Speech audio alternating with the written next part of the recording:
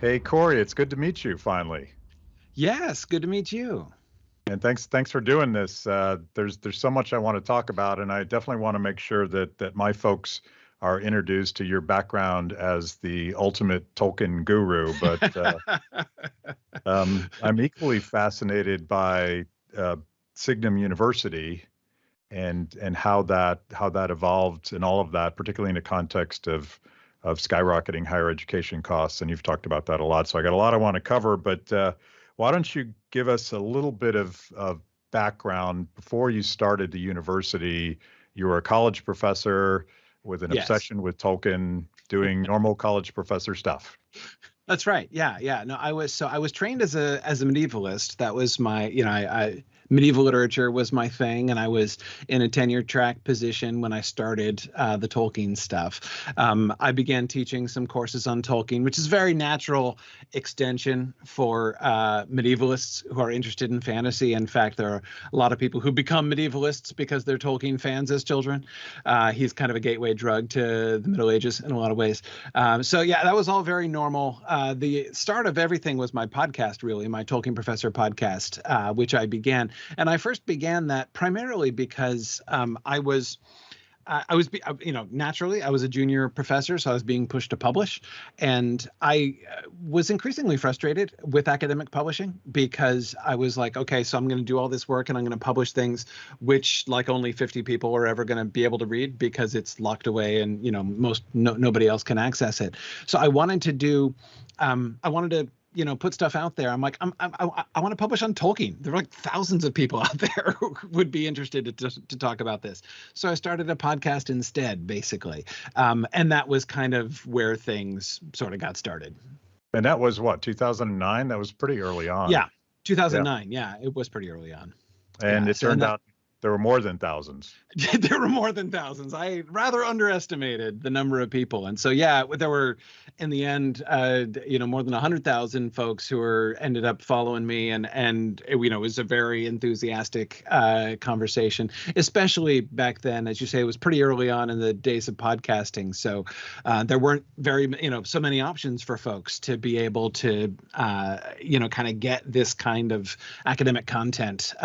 Somebody who was really taking the work that they loved as a fan seriously academically in the way that I was, and so it was something that was really fresh for a lot of people and was very exciting. And it was them initially kind of pushing back, not pushing back, but pushing forward, really, and wanting more and more, and wanting to be able to take courses. And hey, we should, I would love to be able to take courses in this. That led me to start experimenting in the context of my podcast with online delivery and thinking about doing interactive courses. I experimented with my first ever online interactive course, because again, that was also early days of online education.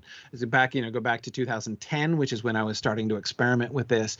The online education world was basically just Phoenix and a few other, very early adopters, and people, especially in the education world, were extremely distrustful of online education. It was online education was a synonym back in those days for this sort of shyster product trying to pass itself off as education, but really just being some kind of online diploma mill was what everybody assumed about online education back in 2010. So the thing that was exciting to me was seeing how you could actually do, like through my experiments, I found you can really do live interactive teaching, which is every bit as good as classroom teaching, brick and mortar classroom teaching. And yet, of course, the accessibility of that, I could immediately see the possibilities for what you could do if you really focused on that. And I began to sort of think, gosh, if we actually created an institution which focused on this kind of thing, really, intensely focusing on teaching so that we're having really great connections between teachers and students, but without the physical campus, that's a game changer. That's a complete game changer. And the tuition thing is always something that was a real burden to me as a professor. I'd gotten tenure by then, but still, it was it felt a moral burden. I mean, I'm I am from very modest financial background myself, and sitting there in my office talking to graduating seniors, English majors, who are going off into not extremely luxurious job prospects from graduation with like $100,000 in debt, and feeling complicit in that system was hard, so that really kind of motivated me to say, look, this could happen. If we did this, if we actually created an institution that rid itself of the physical campus and all of the costs attached to the physical campus.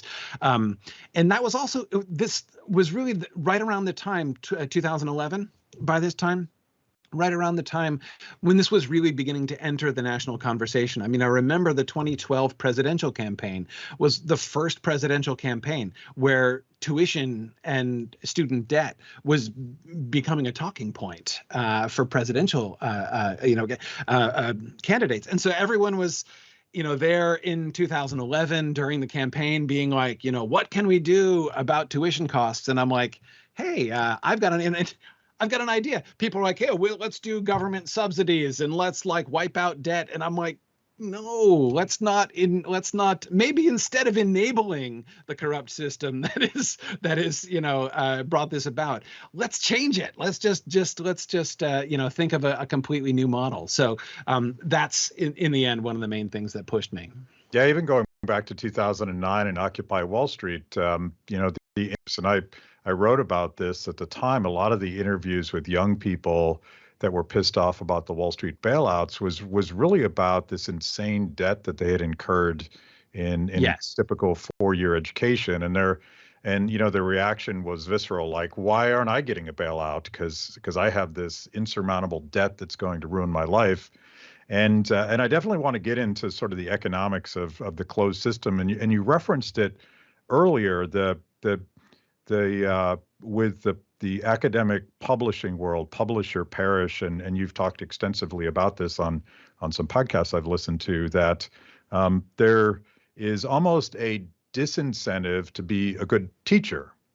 Yes. Because all you focus on is this very rarefied. I don't know what it's like in literature. I'm an economist by training, and when I went through a brief period of wanting to be a professor in graduate school, and this rarefied world in the economics world is it's very much a cartel where it's difficult to get published in the right journals. And if you get published in the right journals, it's a very formulaic way of simply manipulating equations that in no way adds to anybody's knowledge. And then nobody reads it. And if you want to read it, you got to spend an insane amount of money to have access to. So it's this closed academic system that is surely fed by all of the money that's thrown at higher education, and not just through tuition inflation.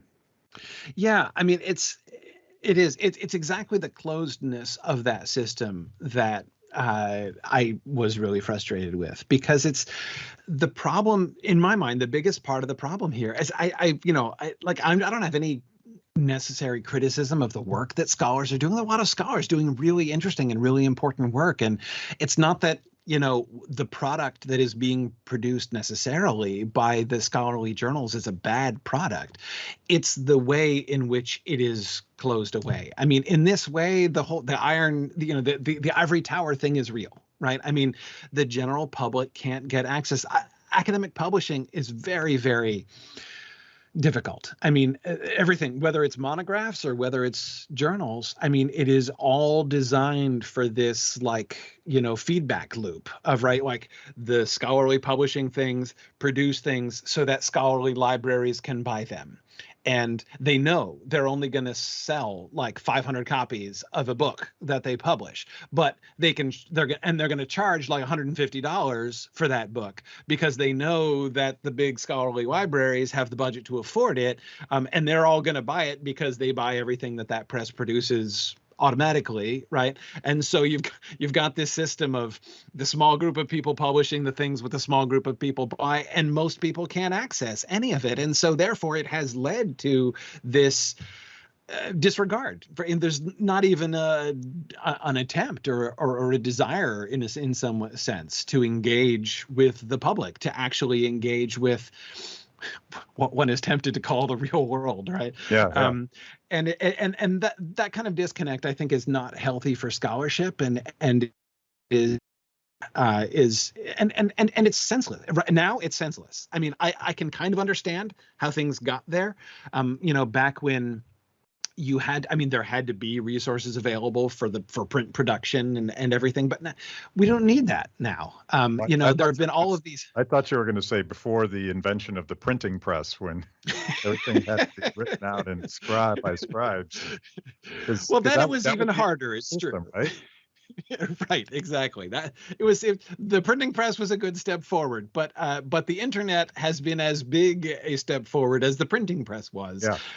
And yet the publishing world has done almost nothing but attempt to inhibit that world and restrict, to try to remake the internet world in the image of the old print world that they had control over, in order to retain financial control over their product. And again, I think that is destructive to education, destructive to just public awareness. These things there should be better ways to share these things. So absolutely. So this makes you an enemy of sorts, a subversive, undermining this education industrial complex that's sort of feeding off of the cost of $150 textbooks, that kind of thing. And going back to your other point about discovering that there was this huge audience for something that would have been a very rarefied scholarly conversation. It reminds me of someone I talk about a lot. I don't know if you get the reference, but there was this guy at the early days of the internet, John Perry Barlow. He was the lyricist for the Grateful Dead and sort of a technology utopiast, if that's a word. And he talked about something, he uses a phrase that I still cling to in hopes that this is actually what the internet's going to do, the democratization of knowledge. Yes. That anybody anywhere had access to the things that used to be closed in an ivory tower. And we could get into all the bad things about the internet, but to me, that's the thing that you seem to be doing. It is. That is. Yes. And for me, the very first goal is access. Like that's the that people should have access to the information that's there, and that access should be enabled wherever possible. That doesn't mean, I'm not a radicalist who thinks like everything should be free, because the people who do the work need to make money too, right? So I understand that not everything can be made available for free. We don't make everything available for free, but nevertheless, things can be made available for a good deal more affordably than they are, and not with the primary goal of just kind of clutching the to try to protect the rights and everything. So yes, there are lots of ways in which we are hoping to develop a new paradigm. I don't prefer myself to think about myself as a subversive. It's a little bit true, but that's not how I prefer to think of. I think of myself as championing a new paradigm. Yes. You're a liberator. Yeah, well, in some ways, yeah. I mean, because if there are better ways that we can do things, if there are ways that we can do things, that we can make things more accessible to people, that we can be more inclusive in the conversation, why shouldn't we do that, right? And that's when it comes to publishing, I think that. When it comes to education, I think that. And those have been many of the things that have really motivated me from the start. Yeah, and you talk about this a lot, and I'd love for you to get into it, but the irony of the old closed system is that it appears to be destroying the humanities and people's access to the humanities. Talk about that, because you have quite an impressive analysis of it. Well, so the issue, in my view, what it really comes back to ultimately is financial pressures on higher education. And it has created this really sort of ironic situation because, of course, as the perception, of course, tuition has been at a relatively intolerable level for a while, but it has more and more people have been talking about how intolerable it is, and the pressure has been increasing on universities as more and more people are saying are objecting to student debt and are looking for alternatives or demanding alternatives. And the problem is that universities, they can't offer that. I mean, this is something that I think it's hard for people outside the business of higher education to understand, because they look at the numbers, right? I mean, like they just take like ye old State University, right, with 10,000 students, and they're like, well, they got 10,000 students, each of which student, right, is paying like $20,000 to $30,000. Like I said, they're each paying $25,000, right? And so you're just in your head multiplying 10,000 by 25,000 per year, and you're like, man, these people are just rolling in money, right? There's just piles of money sitting around everywhere in universities. And like there are ways in which that's true. You go walk onto a university campus and you can see it's really expensive. There's a lot of money being spent. There's a lot of resources that are definitely available. People always start talking about Harvard and how rich Harvard is. Harvard is a bad data point in every way. Like, don't talk about Harvard because they have more money than like first world countries. So like that's ridiculous. Like they're a crazy outlier in the world of higher education. But anyway, so you've got so higher education has all this money, but their bills are enormously high. Like the reality is that the majority of higher educational institutions, even though they're bringing in, tens of millions of dollars a year in tuition, are barely breaking even. I mean, they are barely covering their expenses. They cannot afford. There's no way. People say like, you should cut tuition to like a quarter of what it currently is.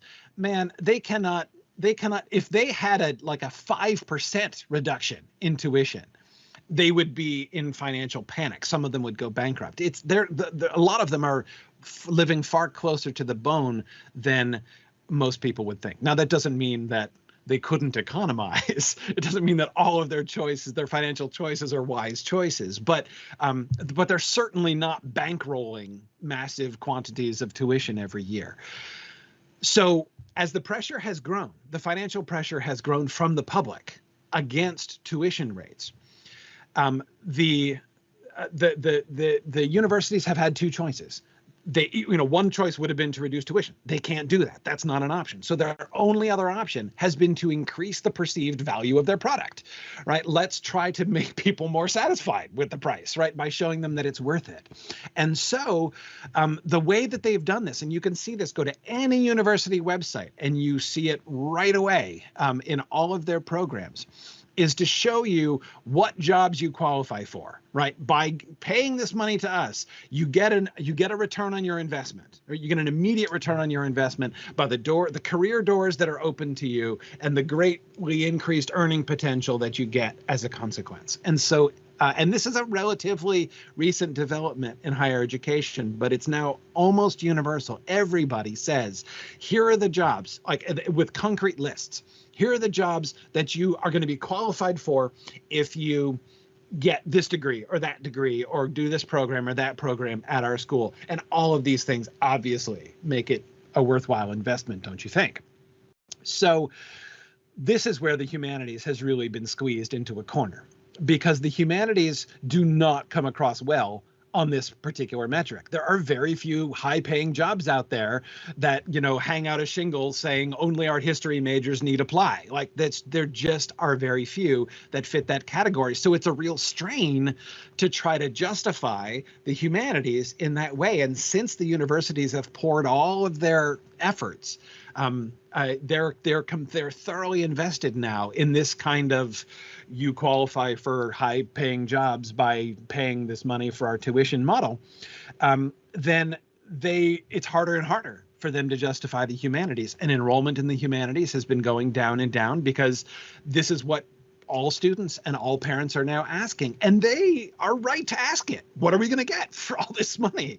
It's a very sensible and important question for them to be asking, and the humanities do not seem to be able to deliver on that because it doesn't qualify you for a job. Now, the thing about the humanities, of course, there's a reason education always used to begin with, like back in the Middle Ages with the 7 liberal arts, right? And you started with the first 3 liberal arts were basically the humanities, grammar, logic, and rhetoric, right? Like everybody started with the foundation of the humanities and then, moved on to whatever kind of professional application they needed. And there's a reason they used to do it that way, because although the humanities do not uniquely qualify you for very many high-paying jobs, the humanities help you to build skills which are essentially important, especially for leadership positions in any job you might have. There is no job that you could possibly have that would not be enriched by being able to write more clearly, communicate more effectively, have greater emotional intelligence. These are things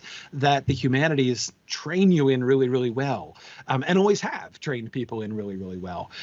But that's all being kind of pushed aside, and the humanities are increasing. I mean, you can go through and watch universities, collapsing their humanities programs, cutting whole, humanities departments and things because they're not getting enough enrollment, because it doesn't pay off in that return on investment equation that they have now hardwired into their marketing and even into their educational planning. Yeah, it's almost as if they become very expensive trade schools where there's an investment, and it's not really education anymore. It's training, and there's nothing wrong with training, but it's a sort of a cost benefit return on investment, and every year as tuition goes up and up and up, it just becomes harder to understand which professions actually pay enough to justify it. Exactly. No, and that's just it. I mean, most universities, I think, would not enjoy being called very expensive trade schools, but that's how they're marketing themselves. I mean, they themselves have put themselves into that category. All of higher education now is all about proclaiming. I mean, even the accreditors mandate this now. I mean, like, you have to justify, in order to be accredited, you have to justify to your accreditors what career outcomes do your students get. And on the one hand, like, I respect that in the sense of truth in advertising, right? So, like, if you're saying you can get this job, yeah, you should be able to show that it actually does work, right? So for that reason, it's good. But actually to say to, and I've had this conversation with accreditors within the last year, if you want to go to accreditors and say, yeah, we don't do that, actually, because we don't at Signum. We just kind of put not applicable in that part of the accreditation, in our conversation with the accreditors, because we say explicitly, we're not trying to prepare you for a job. We're trying to help you learn. Like, we want to enable education, and you can do lots of things once you're educated, once you do stuff. But we're not trying to say do this in order to get a job. And that is one of the fundamental paradigms, which I think ultimately it has begun already, but I think if it continues, it's going to continue more and more, just to erode the fundamental purpose of education, of intellectually enriching yourself as a person in order to equip you to enter the world and receive whatever additional training or whatever you may need to do, or even training at the same time. As you say, there's nothing wrong with training. Training is really important. But there is, in fact, more to education than mere job training. And that is the thing that increasingly our entire educational system, especially higher education, is beginning to lose sight of. So as an economist, I think about the radical price inflation in education, and I Googled it beforehand, and I found a credible source that said since 1980, the cost of a four-year university has increased by 1,200%. And that's higher than healthcare inflation, which is also insane. It's higher than housing inflation, which is also insane. And it's way above the rate of inflation in that same period. And as an economist, I'm trying to think, okay, what's driving that? And you've touched on one thing that I think is pretty essential. I heard you recently criticize the idea of free college tuition and more recently, President Biden has talked about free community college, which is sort of halfway there, I guess. I don't know, but why are you against that? And do you think that drives the cost of education? There are a couple of reasons I would be against that. The number one reason I would be against free education is that it's not free. It won't ever be free, right? I mean, someone's paying for it. So the question is, are the students going to be paying for it themselves, or is tax money going to be paying for it? And I have a deep distrust of education paid for by tax money, because that means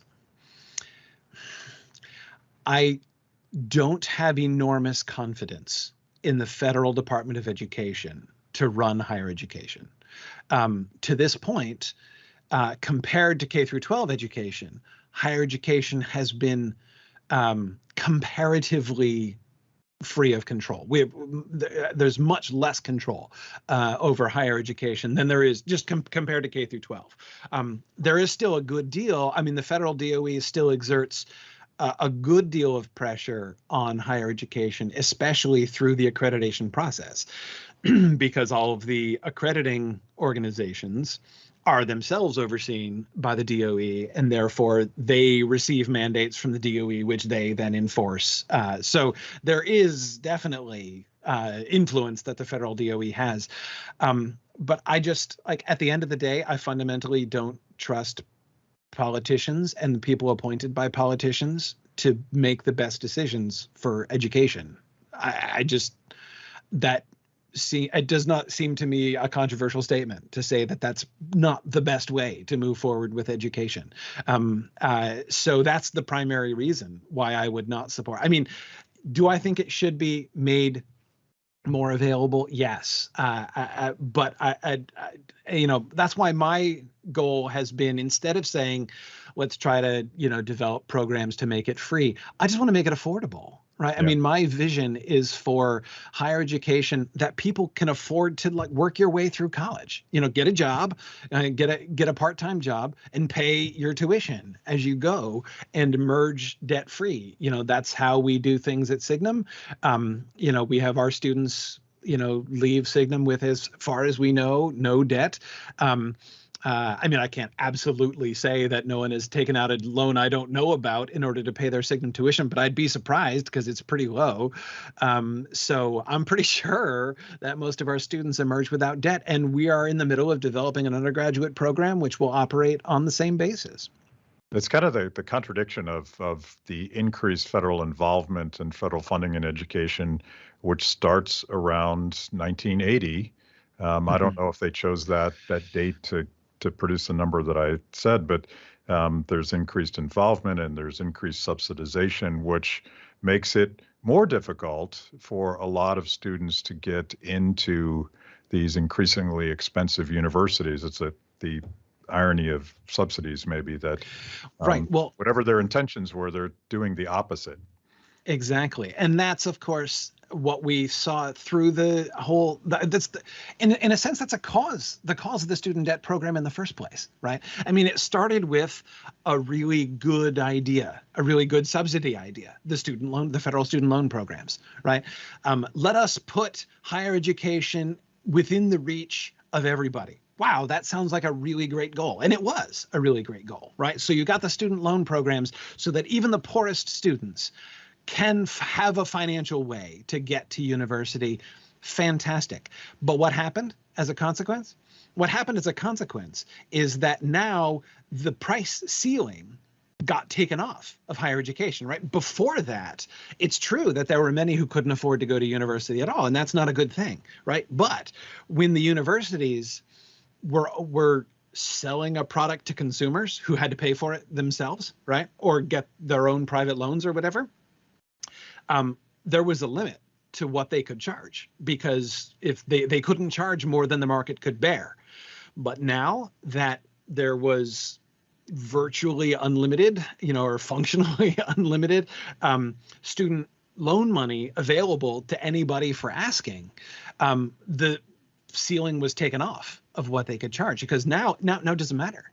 right? Whatever we charge, they can afford to pay it, because anyone can afford to pay it, because they can all get these loans. And that's when you see tuition crisis beginning to go up and up and up. Another reason, I think, for the 1980 thing, in the 80s, there was a study done to try to discover what was the primary determining factor that made students choose which college they go to. Colleges which were competing for students wanted to know. So they did this study of what was the number one factor, and the overwhelming, convincing result to on what basis primarily do students choose their college was curb appeal. That was the answer. And so that began an arms race among all of the schools who had the resources. Whoever can have the swankiest campus and the nicest gym and the fanciest sports facilities, because even to students who have no interest in sports, it still says like, wow, I'm going to this really prestigious school. Look at all the stuff, right? And so the cost to schools of their campuses, their investment in their physical plant, went through the roof in the 80s and 90s. And as I said, it's arms race. Like, you could not afford to fall behind. If you were still putting out there the kinds of campuses that students were attending in the 60s, say, you could not compete in today's market. There's no way, right? So you've got to increase. And that's why higher education is in this bind that I was describing before. Now their tuition is unreasonably high, and yet they cannot afford to reduce it even a little bit below the unreasonable level that it's at, because they're barely making ends meet. They're barely able to pay their bills on their tremendously expensive campuses. And that's why my solution, my answer at the beginning back in 2011 when I started up Signum was, hey, you know what? We ditched the campus. Let's just not have a campus. So Signum we have no physical plant of any kind. We're a completely, everybody, all of our staff and our faculty work from home, and all of our classes are online. All of our classes have fully synchronous components. That is students and teachers interacting together in a traditional classroom environment, except online, right? And as a result, our overhead is way less. And it's at the end of the day, from an economic standpoint, it's really not complicated, right? Reduce cost, reduce your overhead, reduce your prices. It's not that hard. So no curb appeal at all for you guys, right? No curb appeal at all. That's it. Instead, it's tuition appeal. It's like a price tag appeal is basically what we're going for. It kind of reminds me in reverse, or maybe not in reverse. Before the deregulation of the airline industry, airlines were a quite lavish experience, and you can watch the old movies, and Yes. they're drinking champagne, eating caviar. But of course, you and I couldn't have afforded to fly anywhere at any time, so we would take a bus. And with deregulation, there was price competition, and now we all complain that there are no services, but we can also fly wherever we want, whenever we want. So again, it's democratized the ability to travel in a way that I feel like you're democratizing higher education. Exactly. Yeah. No, I was. My wife and I just watched The Shining for Halloween, and we were reflecting on that in the airplane scene with these huge seats they were sitting in and everything. Yeah, exactly. But no, that's precisely the point. It is. I think that this is a model, and we've been working on building a model for 21st century higher education. I do not think that the online model that we have is just this strange little fringe boutique model. Online education has become, since we started, higher education has become mainstream. But it's still frustrating to me because, of course, it's still being done. The reason it kind of became mainstream for disreputable reasons. Yeah. Mainstream higher education did an about face. Like, it was completely anti-online education. I remember that very well from when I started. There was huge suspicion heaped upon anything done online. And then it did an absolute pivot and started embracing it. And now every single major university does online stuff. Even before the pandemic, that was true. But again, it was for disreputable reasons, because they discovered, hey, we can offer the same courses online, but we don't even have to keep paying the faculty, right? We can just get a faculty member to can a course once, and we can keep offering it, and we can keep charging the same amount, right? And some students are paying not only the same amount for their online courses as for their brick and mortar courses at school, but sometimes more. Like, I was talking to these students at this one school, they're like, no, yeah, we have to pay an extra like convenience fee to take an online course. And I'm like, oh Wow. man, that is rich. Yeah. But anyway, so basically, this was a kind of a desperation move by higher education to bolster their margins, because they were struggling. They were really struggling. People in higher education have not liked to admit that their model was headed towards a financial cliff prior to the pandemic, right? And now everyone in higher education is like trying to pretend the pandemic didn't happen and let's get back to normal, forgetting that normal was not in a good place prior to the pandemic, financially speaking, right?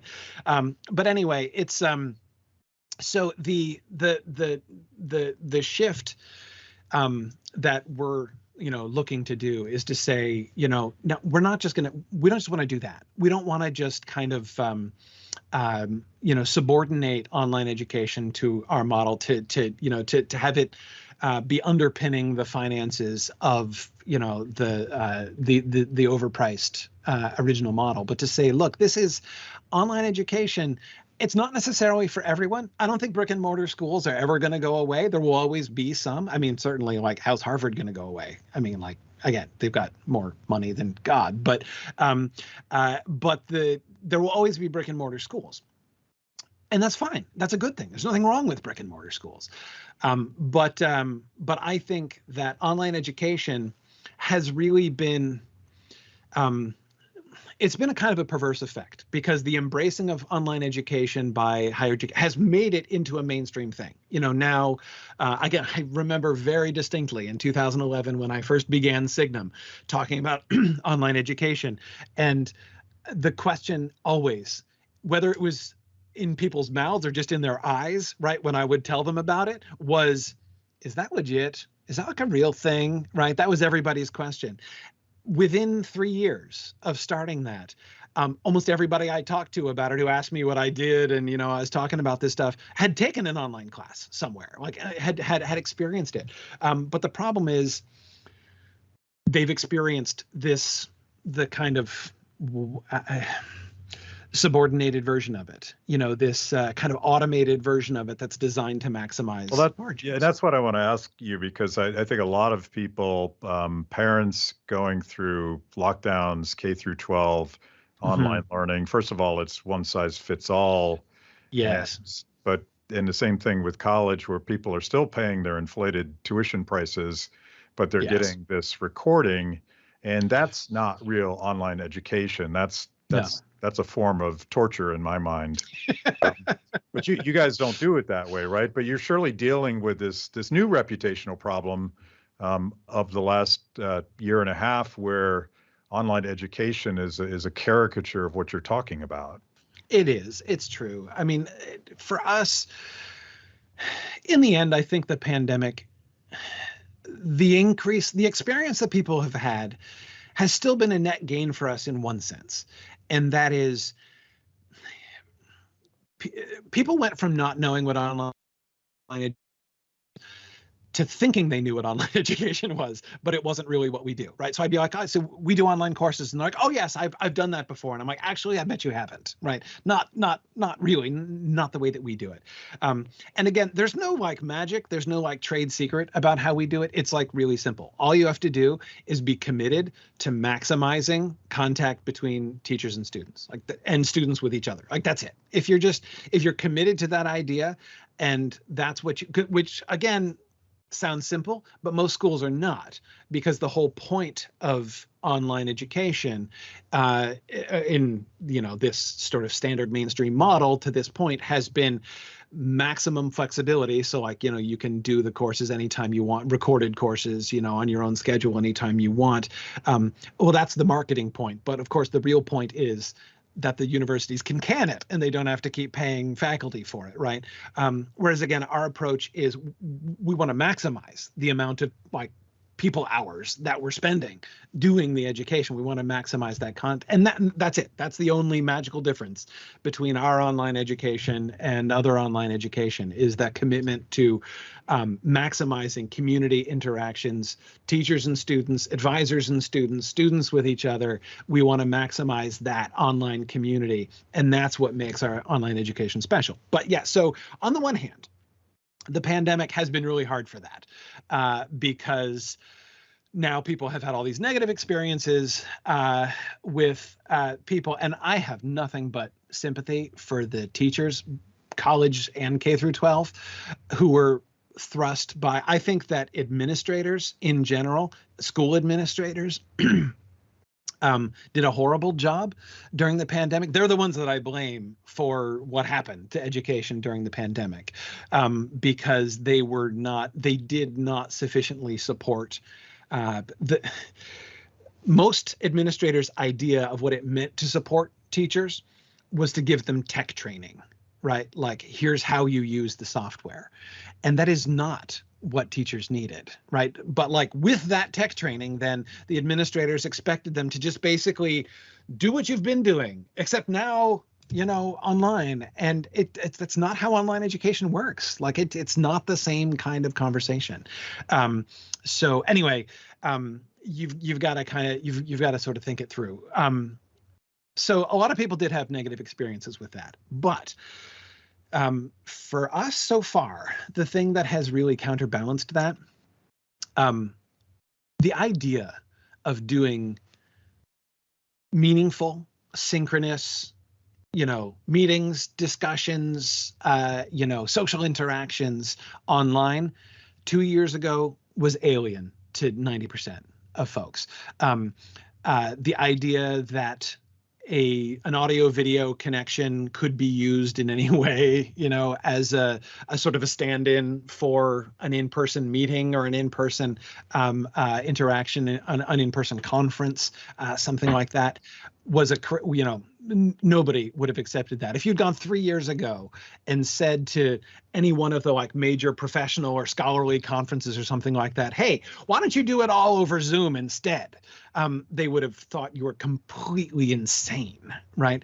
Now, now it's a thing. Everybody understands it. Not everybody loves it, right? But everybody has had some experience enough to know the same kind of experience I had in 2010 when I was experimenting with my podcast. And I went into it dubiously. Honestly, I did not expect. I expected that the kind of synchronous classroom environment that we had established in my first experimental go through, I expected it would do fine in enabling me to transmit stuff, right? I expected that I could I could probably lecture that way, right? But what I was very skeptical about was that the social element would click, would happen, that there would be any classroom chemistry in that class. And I was blown away when I actually experienced it. I was blown away by how that was. Yes, your Zoom call with, your parents and your friends during the pandemic is not the same as being able, to go to lunch with them. But it's also a very great deal better than nothing. It's also, everyone I think has found that these kinds of online interactions have done a better job than they might have expected at enabling them to stay in touch with people, to connect with people in different situations. And so there's some experience of that now. I mean, goodness, even just trying to operate as a distributed organization where everybody was working from home was trying to everyone, it was like you had to reinvent the wheel to do that, because nobody was open to that, very open to that idea either. Again, not that we were unique in that, but it was certainly very far from mainstream 2 years ago.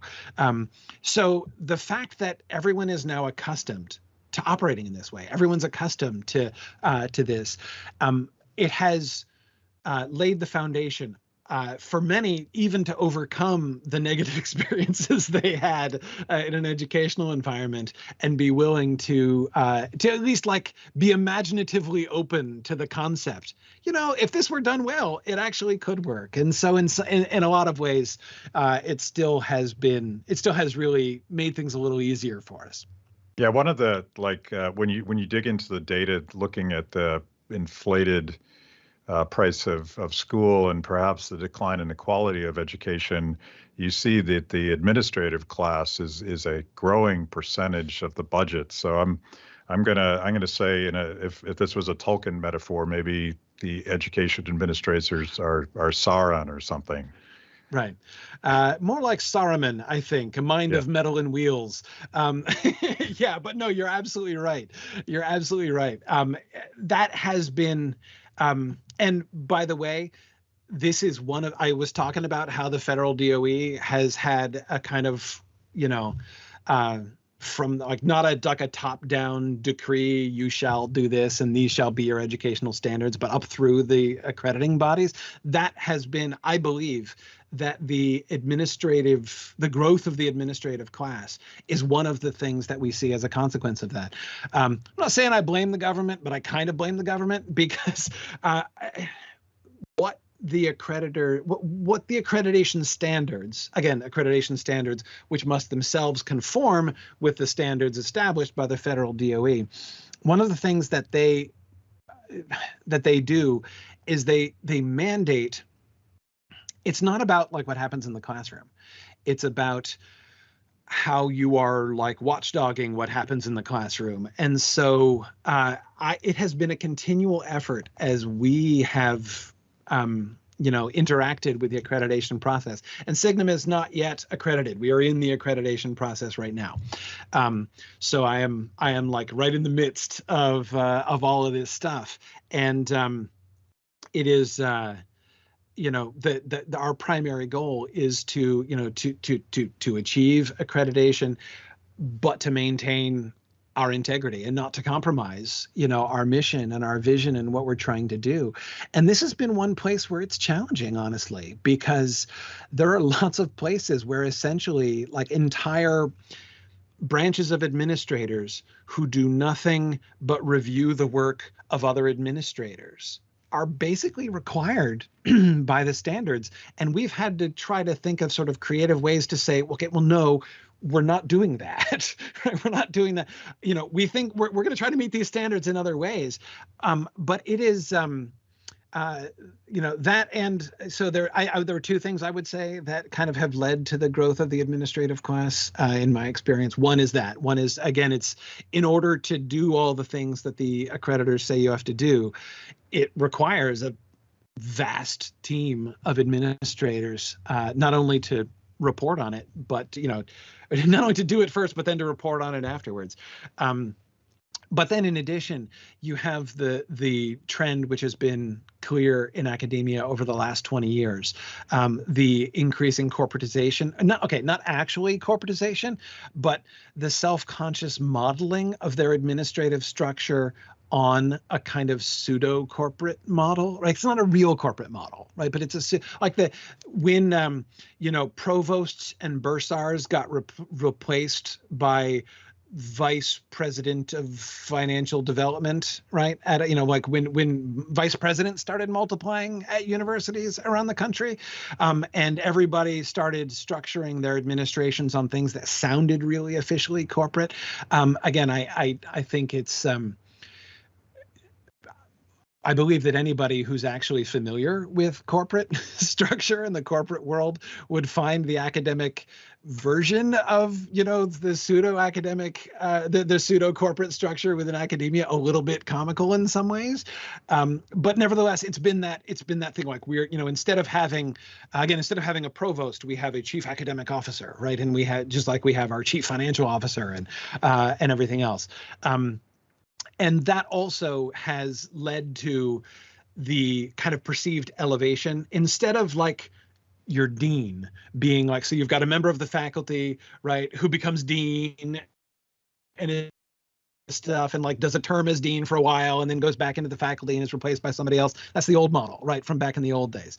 Now, like, oh man, deaning, like that's a whole profession, right?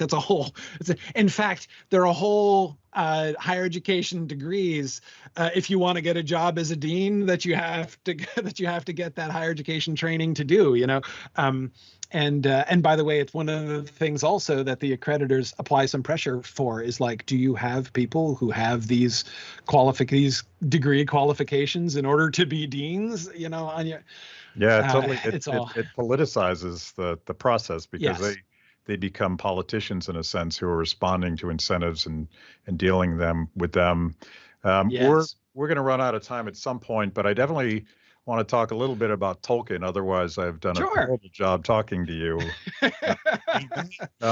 My gateway is probably very different from yours, but my gateway to Tolkien was Robert Plant and Led Zeppelin. And later Peter Jackson. How did you get into this stuff? Sure. By the way, I think I won't say Tolkien was my gateway into Led Zeppelin, but I certainly had read Tolkien long before I listened to Zeppelin. But I became a Zeppelin fan in high school when I listened to those songs and realized that Robert Plant was a Tolkien fan, and I'm like, these guys are cool, right? So I've been a Zeppelin fan ever since. But yeah, so Tolkien. I mean, I've been reading Tolkien since I was a kid. It was a thing I discovered when I was 8, and that I've really loved. I mean, I think that Tolkien is. Look, The Lord of the Rings is probably the most influential literary work of the 20th century. I mean, it's there's nothing that will make a 20th century specialist in an English department angrier or faster than somebody saying that publicly. And all of the James Joyce scholars out there, scream a scream of rage when you say it. But it's unquestionably true. The Lord of the Rings is the most influential literary work of the 20th century. And there's a reason for that. It has, Tolkien really tapped into something, and we can see it. I mean, you can see it, especially like, look at the trend towards the imaginative and fantastic in films over the last 20, 30 years, right? I remember saying something like 20 years ago, something like, why are the great old traditional myths, like the fall of Troy and and that, like, why aren't there any movies made about those? And I remember people like sort of smiling at me and being like, oh, how quaint an idea that is, right? And now, of course, like all of these things are happening, right? And a lot of this is just, it's part of like the door that Tolkien opened. When Tolkien published The Lord of the Rings, nobody had any idea what to do with it, because everybody knew, in the first half of the 20th century, everybody knew that fantasy literature is only for children, right? I mean, that's just a kid's thing. And here was The Lord of the Rings. There were some adults who still read fantasy books, but they knew they were reading kids' books, right? I mean, you have to have a certain confidence to like read, self-confidence to read kids' books and not be embarrassed about it. But here was The Lord of the Rings, manifestly a book written for grown-ups, like a book unsuitable for young children. Just like it's hard for them to read, right? It's clearly written for adults, and yet unashamedly a fantasy story. And that was a turning point in the modern imagination, which I think has been a really important, in my opinion, a really wholesome one, actually. So we have Logan Albright, who is one of the producers here at Free the People, and he's a big fan of your podcast. He has found a Tolkien quote for you that we would love for you to analyze. And by the way, if you didn't know this, we have a libertarian bent here. We don't apologize for that, but Here's what he said. My political opinions lean more and more to anarchy, philosophically understood, meaning the abolition of control, not whiskered men with bombs. Yes, What, that was what's, that. That was what the. is That was saying? the. What do you So think about that? the whiskered men with bombs thing, like that's when you said anarchist in the, I mean, he wrote that letter dates from, it's from one of his letters, which dates from, I think, the 30s. So when in the 1930s you said an anarchist, everybody imagined a guy with a mustache and throwing bombs Right. at things. Like that was the classic model, right? And so he said, like, no, I'm not an anarchist in the sense of I want to chuck bombs at things, right? I'm an anarchist in the sense that I think people should be left alone to govern their own affairs. And within the world of the Lord of the Rings, the Shire is pretty much his like anarchical ideal, where there is almost no government of any kind. I mean, he explicitly says they had no government, they have no police. That's not how the Shire works. Like everybody takes care of their own business. If there's like enforcement of rules that has to happen, it happens within families primarily. There is a mayor, right? There is an elected official, but all he does is preside at feasts. Like he doesn't actually have any real authority. And that was very much Tolkien's vision. Now, of course, ironically, the other form of government that he celebrates is hereditary monarchy. So it's like all or nothing in Tolkien's world as far as government is concerned. But there again, he's mostly kind of focused on working out like the mythic ideal, like what does it mean for there to be a good king? Like what does a good king look like? And of course, one of the conclusions, if one were to want to apply his study of kingship in the real world, I think one could certainly not fail to be struck by how little modern political leaders fail to live up to the models that he puts forward for, if you want to wield executive power, this is how it should work. And it's not how it works. One of the things, I think it was actually in that same letter as that quote that you just mentioned, Tolkien says, quoting a Catholic Latin saying, one of the, unfortunately, this was sort of a ritual formula, which totally undermines its actual usefulness. But part of the formula of becoming consecrated as a bishop was the candidate would have to say, noli episcopari, I do not want to be a bishop, right? Like if you sought power, you were disqualified, right? That was part of the ideal. And again, it becomes formalized. And so the person who wants power knows they have to say they don't want power in order to get it.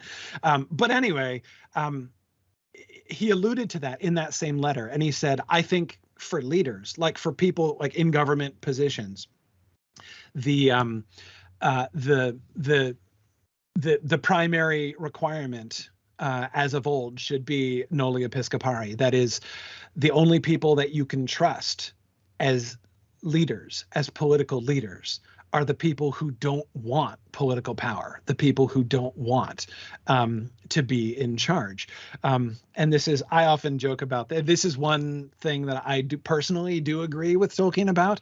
I often tell people the one thing I never really support anybody who runs for president, primarily because they obviously want to be president. Like that's, it's the downside, right? If you're investing everything you have in order to try to get elected president, well, that's a pretty big red mark. It would certainly, it would have been a red mark in Tolkien's book. And I personally do kind of agree with him on that. But if Frodo ran for president, you could trust him with the precious, right? Well, see, that was exactly like the Tolkien strongly objected to the idea of the Lord of the Rings being a political allegory, right? That is what he was fighting against. You'll often hear people quote that, like how he's like, oh, it's not an allegory, it's not an allegory, because he didn't want people to boil it down to just an allegory, right? However, it is very applicable to the political world. And one of the things that you see is the reason Frodo is the ring bearer is that the Ring of Power is most dangerous against people who have power, people who have abilities. Like if you take somebody who is really smart and really capable and has a strong will and strong charisma, and you put them in a position of power, like that's where things can get really dangerous, right? And so Frodo is the perfect ring bearer because he doesn't want to do it, and because he's not qualified, and because he doesn't have any power of his own. So yeah, you can only entrust the ring if you want to have the ring, even if you want to carry the ring. If you think you can handle it, then that's always in the book a really, really, really bad sign. And so yeah, in a lot of ways, it does. Again, although it was not written in any way as an allegory, it is applicable, as Tolkien said it should be applied. It is certainly applicable, I think, in a lot of ways to the political arena like this. Sometimes some folks have asked me if I've ever thought about running for office, and I always say, well, if I ever ran for office, my platform would be, if you vote for me because if I have elected, I'll take my responsibility seriously, but I really don't want to do this. And I have no interest in this at all. But I don't think I'd be likely to win with that platform. I don't know. We're getting close where I think someone that is really turned off by power might actually be attractive to people. I always hope that's true, but we'll see. Hey, we've run out of time, but I definitely want you to give folks an idea of where they can find your podcasts and more about the university. And you're working on about 1,000 projects, so it's true. It's true. Yeah. So my podcast stuff, actually, the easiest place to find everything in one spot is on our YouTube channel. If you go to Signum University, so SIGNUM University, Signum University's YouTube channel, you can find playlists of all of my broadcasts and all the stuff that we do there. For more information on Signum's programs, you can go to signumuniversity.org and find information about our graduate program. We have a professional development program to train people in humanities skills. We have kids programs, extracurricular programs, continuing education. We do a whole bunch of different things, all of it focused on the humanities, specializing in language and literature right now. Cool. And let's, if you're up for it, let's do an entire show on the political economy of the Shire, because I've never quite thought about it this way, but I'm thinking that maybe Tolkien and Hayek might have met at some point. I don't know. That would be great. It would be fun. Yeah. Economics is one of the things that, like, of all of his like world building elements, I think Tolkien thought less about economics than he thought about many other things. And yet there are a lot of things that work really interestingly. It would be fun. We should do it. Cool. Corey, it's been awesome. Very good. Thank you very much. That was amazing. Where can I get more content just like that? It's a great question. You're clearly a discerning consumer of the best content. Make sure to like the video, subscribe, and click the bell. And if you're consuming podcasts, go to Apple, Stitcher, anywhere you get them. I'm in. Kibbe on Liberty, honest conversations with interesting people.